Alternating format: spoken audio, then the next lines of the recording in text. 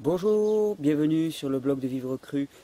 Alors aujourd'hui on continue un petit peu la réflexion qui a été faite la dernière fois, qui avait débuté sur les émotions, l'alimentation et la relation entre les deux.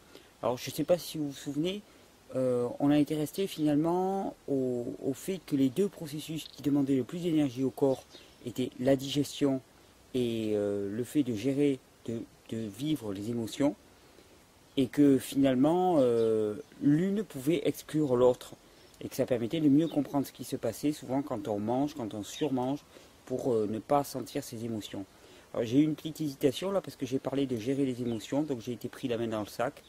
Quelqu'un m'a fait remarquer à juste titre qu'il ne s'agissait pas tant de gérer les émotions que de les accueillir. Et je suis absolument d'accord. Et donc quand j'utilise ce mot gérer, ça montre bien à quel point je suis encore à distance de mes émotions. Parce que gérer, moi, je ressens quelque chose comme le fait de les considérer comme étrangères. Or, les émotions sont quand même avant tout le moyen qu'utilise notre être intérieur, notre réalité, ce que nous sommes vraiment, pour communiquer avec nous. Donc, je vais m'efforcer de ne plus gérer mes émotions, mais de les accueillir. De les accueillir avec joie, parce que ce sont elles qui me parlent de moi, qui me parlent vraiment de moi. Donc, à la lumière de ce qu'on avait dit la dernière fois, euh, je voulais déjà commencer par observer deux phénomènes, ce qu'on appelle les phénomènes d'anorexie et de boulimie. Alors, la boulimie, c'est bien sûr multifactoriel, il y a énormément de choses en cause. Mais une qui est évidente, c'est l'implication des émotions dans les réactions de boulimie. C'est tout simple. On surmange pour ne pas ressentir ses émotions. Quand on est plein de nourriture à digérer, quand toute notre énergie est prise par la digestion, alors à ce moment-là, les émotions, elles ne peuvent plus remonter. Donc le meilleur moyen de couper court aux émotions, de ne pas sentir la personne à l'intérieur qui crie, qui n'est pas d'accord avec ce qu'on lui impose, qui n'est pas d'accord avec le rôle qu'on veut jouer à l'extérieur, eh bien, c'est de surmanger par la boulimie. Pour l'anorexie, je me suis posé des questions pendant quelques temps, parce que je me disais, c'est étrange, une personne anorexique ne mange pas. Donc si elle ne mange pas, elle devrait être plus en contact avec ses émotions. Donc ça devrait résoudre le problème qui la rend anorexique. Le fait d'être en contact avec ses émotions, de découvrir sa réalité intérieure. En fait, c'est plus complexe que ça, parce que ça ne marche pas comme ça. Et la personne anorexique, bien sûr, ne mange pas. Mais elle met son corps et son esprit dans un tel état de stress par manque de nourriture que l'esprit tourne en boucle.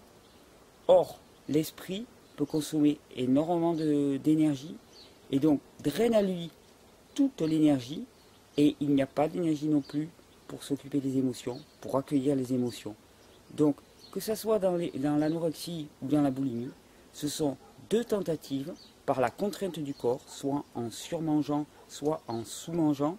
Ce sont deux tentatives pour ne pas ressentir les émotions qui remontent. Et ces émotions qui remontent, c'est juste la distance qu'il y a entre la vie qu'on joue, qu'on nous fait jouer, que l'on s'impose, plus ou moins consciemment, et notre réalité intérieure, ce que nous sommes appelés à faire dans ce monde, là, ce qui nous rend réellement joyeux. Ensuite, je voulais vous toucher deux petits mots au sujet de l'implication de nos choix alimentaires spécifiques et des émotions qui peuvent en arriver là. Parce que j'ai eu l'expérience là il y a très très peu de temps. Il y a une amie qui était chez moi qui est venue pour s'initier un petit peu au crudivorisme. Elle a commencé au bout de quelques jours et puis au bout de quelques jours ça allait plus. Ça remontait, les émotions, elle n'arrivait plus à gérer, elle comprenait plus ce qui se passait. Et ça c'est un phénomène qui est très très courant et ça se comprend assez aisément. Qu'est-ce qui se passe? Une personne a une alimentation classique. Pour moi l'alimentation classique, grasse, lourde, c'est avant tout une sédation. C'est un moyen de s'endormir. On prend tellement d'énergie au corps qu'il n'y a pas moyen de gérer les émotions et qu'on accepte les modes de vie qu'on voudrait nous imposer, de travail, de routine, de stress permanent. Et donc cette alimentation-là nous coupe en grande partie de nos émotions. Il y a énormément d'autres choses, bien sûr, je ne veux pas simplifier, mais cette alimentation-là nous coupe énormément de notre sensation. Qu'est-ce qui se passe? On passe par exemple à une nourriture végétarienne. Bon, alors là, tout de suite, on coupe la viande, le poisson, tous des produits extrêmement peu physiologiques et donc très difficiles à digérer. Immédiatement, il y a un peu plus d'énergie pour gérer les émotions. Et à ce moment-là, hop, les émotions remontent. Et là, on se trouve un petit peu désemparé. Mais là encore, ça va, on arrive à gérer. À ce moment-là, on passe d'un régime végétarien à un régime cru. Un régime cru, mais avec beaucoup de matière grasse, très difficile à digérer. Donc les émotions remontent, mais enfin, quand les émotions remontent, pas de problème, on se prend 2-3 avocats, une poignée de noix, un petit coup d'huile d'olive, et on n'en parle plus, le corps est complètement plein, il y a toute son énergie qui est prise pour la digestion, et on est tranquille, les émotions, on les gère, on reste crudivore, on gère ses émotions, là je parle bien de gérer, c'est-à-dire qu'on les maintient sous le couvercle, on ne les laisse pas remonter à la surface, on ne les accueille pas, on gère ses émotions, on les met à distance, et tout va bien, je reprends un petit coup d'avocat pour que ça passe, et il n'y a pas de souci. Et puis un jour, on passe au frugivorisme. Alors là, il y a un gros problème. Parce qu'on a enlevé de notre alimentation tous les produits qui sont difficiles à digérer. On a l'une des alimentations les plus faciles à digérer que l'on peut s'imaginer. Des fruits et des feuilles vertes. Ça passe tout seul. Et là, toute notre énergie est disponible. Et les émotions ne se privent pas de remonter. Notre corps intérieur nous parle. Et là, ça remonte. Et on ne sait vraiment pas quoi faire si on n'est pas préparé. Alors, il faut vraiment dire aux personnes, surtout les personnes qui feraient un saut d'un seul coup d'une alimentation dite classique à une alimentation frugivore, de se préparer et de ne pas s'inquiéter, de ne pas s'affoler si d'un seul coup des états intérieurs extrêmement nouveaux pour elles apparaissent. C'est tout à fait normal. Parfois, c'est bien pour cela qu'il faut faire des transitions progressives pour s'habituer à ça. Et surtout, cela permet d'insister sur le fait que aucun changement de régime ne tiendra dans le temps s'il n'y a pas la capacité à accueillir les émotions, s'il n'y a pas la capacité à se connaître intérieurement qui va avec. Ce que je veux dire par là, c'est que ces deux dimensions doivent évoluer en parallèle. Sinon, on sera toujours tiré vers le bas. Si on garde une façon d'accueillir, de connaître notre émotion et notre être intérieur, qui est celle de quelqu'un qui mangeait cuit et donc qui ne s'y est jamais intéressé, et que d'un seul coup, on saute dans un régime crudivore, on va tenir, entre guillemets, pendant quelques temps, mais très rapidement, on va complètement craquer. On va complètement craquer parce que ces émotions qui remontent, auxquelles on n'est vraiment pas habitué, vont nous tirer vers le bas et vont nous faire retomber dans la casserole. Donc le seul moyen de s'en sortir, c'est de travailler conjointement son régime alimentaire et sa capacité à accueillir les émotions, à les connaître, à se connaître et à mettre en rapport ce que l'on est vraiment à l'intérieur, ce que l'on ressent au travers de nos émotions, et là où on veut aller, notre vie, comment est-ce qu'on l'organise, quel choix de vie on fait, où est-ce qu'on vit, qu'est-ce qu'on fait comme travail, qu'est-ce qu'on accepte comme dose de stress, tout cela, ça doit évoluer ensemble, sinon obligatoirement, on retombe dans les boulimies, on retombe, de toute façon, on n'arrive pas à tenir. C'est aussi simple que ça, on n'arrive pas à tenir, parce que les émotions sont trop dures quand elles remontent. Plusieurs personnes m'ont posé par mail des questions concernant finalement comment est-ce qu'on fait pour accueillir les émotions. Alors je ne suis pas psychothérapeute, c'est pas du tout mon boulot, je m'y suis intéressé à titre personnel uniquement, mais le seul moyen d'accueillir les émotions, c'est d'apprendre à accueillir les émotions. Et pour cela, moi je reste persuadé que c'est un apprentissage, vu qu'on ne nous l'a pas appris étant jeune, ou on nous en a même coupé de l'écoute de nos émotions, donc il faut réapprendre. Pour ça, il y a des gens, il y a des méthodes, tout bêtement, il y a des méthodes qui sont très très bonnes, et donc je vous encourage à aller chercher de l'aide. Il y a des gens qui travaillent avec ce qu'on appelle le travail sur l'enfant intérieur, il y a des tas de méthodes différentes en hypnose, tout ce que vous voudrez, elles sont toutes valables, chacune a son intérêt pour une personne raisonnera mieux avec une technique qu'une autre, mais je crois qu'il est essentiel de réapprendre à accueillir et écouter nos émotions. Ce n'est pas spontané, et tant qu'on ne le fera pas, tous nos changements alimentaires, tous nos changements de mode de vie seront limités par cette incapacité à accueillir les émotions qui vont résulter de ces changements de mode de vie. Il y a eu aussi plusieurs questions plus personnelles qui me concernaient à moi, dans lesquelles on me demandait finalement, avec le mode de vie que tu as, comment est-ce que tu arrives à travailler, à avoir une vie sociale. Alors là déjà, il y a deux questions pour moi. Comment est-ce que j'arrive à travailler? Je n'ai pas de travail en tant que tel, de travail salarié avec des horaires. J'ai travaillé en tout et pour tout dans ces conditions-là pendant moins d'un an dans ma vie et j'ai toujours fait en sorte de ne pas travailler comme ça. Je ne supporte pas les contraintes, je ne supporte pas que quelqu'un décide de ce que je vais faire de ma journée.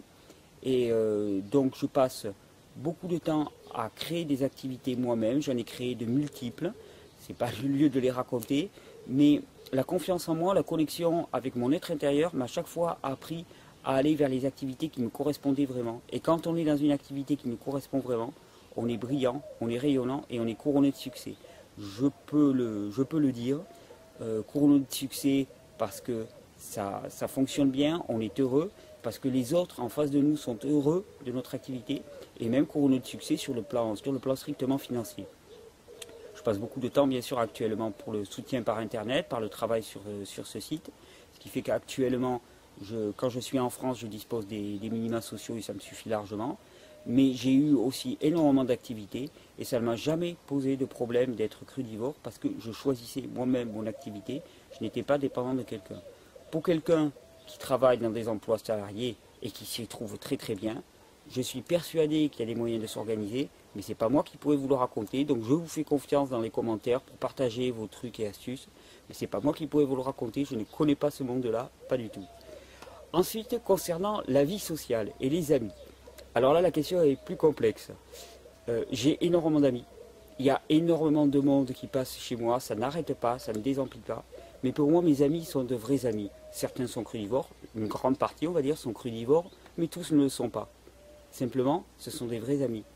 On ne communie pas autour du sacro-saint repas comme une cérémonie que je dirais presque carcérale dans laquelle tout le monde se retrouve et est obligé de manger ensemble, à la même heure, la même nourriture. Non, les gens sont là, nous partageons des moments ensemble, nous partageons de la joie, nous partageons des discussions, nous partageons des travaux ensemble. Et il peut se trouver que l'on mange au même moment, il peut se trouver que l'on ne mange pas au même moment, il peut se trouver n'importe quoi, je m'en fiche, il s'en fiche complètement. Notre relation sociale n'est pas faite dans une religion de la nourriture, elle est faite dans un respect de nous-mêmes, chacun a ses besoins, ils sont tous respectés chez moi, et j'attends des gens qui viennent chez moi, et de mes nombreux amis, qui respectent les miens. Respecter mes besoins, c'est respecter mes rythmes, c'est respecter mes moments où je veux être seul et les moments où je suis heureux d'être avec les autres, c'est respecter les moments où je veux me reposer, c'est respecter les moments où moi j'ai envie de manger ce que je veux manger, et eux peuvent manger ce qu'ils veulent manger, c'est complètement séparé. Si on parle de relations sociales en termes de personnes qui me contraindraient à manger telle chose à tel moment, qui me contraindraient à jouer un rôle, à ce moment-là c'est simple, je n'y vais pas. Je n'ai aucun type de relation sociale de ce type. Je les ai complètement exclus il y a quelques années. Bien sûr, ça demande à sortir de la peur d'être seul. Tant qu'on reste dans la peur d'être seul, on attire à soi ce genre de situation, j'en suis persuadé. Mais dès qu'on sort de la peur d'être seul, dès lors qu'on a confiance en soi, qu'on reprend connexion avec son être intérieur et qu'on est rayonnant, alors on attire à soi des personnes qui sont dans la même démarche, dans la même recherche, et la vie est très très simple. En fait, la vie, c'est pas compliqué, je l'avais déjà dit dans une précédente vidéo, mais rien n'est compliqué dans la vie dès lors qu'on est en connexion. Dès que la vie devient compliquée, pour moi, c'est un signe absolu que quelque chose ne va pas. Dès que je commence à me cogner contre des difficultés, c'est que quelque chose ne va pas. Et ma règle personnelle, c'est de m'arrêter, de me poser et de regarder en moi, uniquement en moi, et non pas dans le monde extérieur, qu'est-ce qui ne va pas, où est-ce que je ne suis pas aligné, où est-ce que je ne suis pas juste avec moi-même pour que ça bloque ainsi. Quand on est bien en connexion avec son être, quand on est vraiment dans le juste de ce qui est notre vie, de ce qui est notre chemin de vie, on est vraiment plein d'énergie, on est efficace et on est joyeux. Pour moi, c'est le premier critère, la joie. Je vous souhaite la joie, j'attends vos commentaires, vos partages et à très bientôt sur le blog de Vivre Cru. Perché